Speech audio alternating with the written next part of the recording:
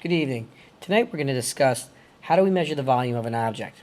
There are two ways to measure any substance, either directly or indirectly. Okay? When discussing indirect measurement, or what we call the displacement method, you are not measuring the object itself, you are actually measuring the object's effect on another substance in order to gain some information about the original object. All right, follow me with this. For instance, here, if you have an irregular shaped object like a rock or a bolt or a key, something that doesn't have lengths, widths, and heights that are equal, as in the example before with the box and the rectangle bar. So you can't determine the actual volume because of the different bumps and crevices on its surface.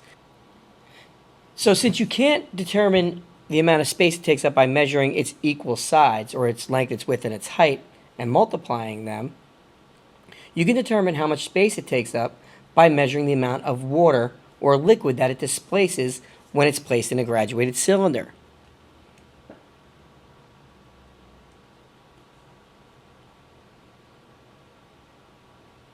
So as long as the object sinks, it's going to take up the space that where that water or liquid would have been.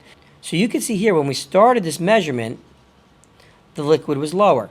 When we dropped the key in, it sank and forced all the water molecules up, which is called displacement. It displaced or moved those water molecules. It pushed them up the graduated cylinder. The same thing happened here. We started with about 200 milliliters of liquid in the graduated cylinder. When we dropped the rock into the graduated cylinder, it took the place of all the water molecules at the bottom and pushed them up. And it pushed them up to the 260 milliliter mark. So the rock displaced 60 milliliters of water.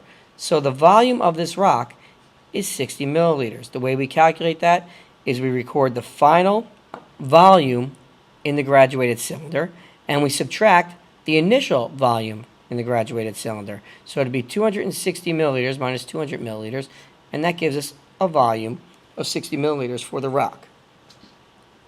So we are measuring that indirectly. We're not actually measuring the object itself. We're actually measuring the displacement of the water. All of this water was displaced.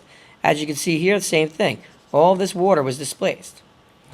You have to make sure during this method that you have enough water in the graduated cylinder so that when the object is placed in it, it can sink completely. If the object is too big to fit into a graduated cylinder, you can use a piece of apparatus, a piece of equipment called an overflow can. Okay, an overflow can looks like this. The concept is still the same, but you can see here that the opening is larger, so you can fit larger objects in it. Basically what you do is you fill up the overflow can with water. The water will all pour out if it goes above this spot. When you're ready to place the object in, you place the collecting can right underneath the spout here. You place your larger object in. Whatever water it displaces fills up the collecting can. Then you could pour that liquid or that water from the collecting can into a graduated cylinder and measure it very accurately to determine the volume of that larger object. So just to recap, when we make a direct measurement, there are some things that we need to remember. We measure matter directly. The objects must have a regular shape. You can measure the volume of one liquid directly. You use a ruler to measure a solid and a graduated cylinder to measure a liquid directly. If you're using a ruler, your units are going to be in cubic centimeters. And if you're using a graduated cylinder, they're going to be in milliliters. If you're making an indirect measurement, you're going to measure the displacement of a substance or water. Another name for indirect measurement is called the displacement method. We use this type of measurement to determine the volume of irregular shaped objects, meaning objects that are bumpy or round or don't have equal lengths, widths, and heights. We use graduated cylinders and overflow cans to determine the volume of the liquid that was displaced by each object.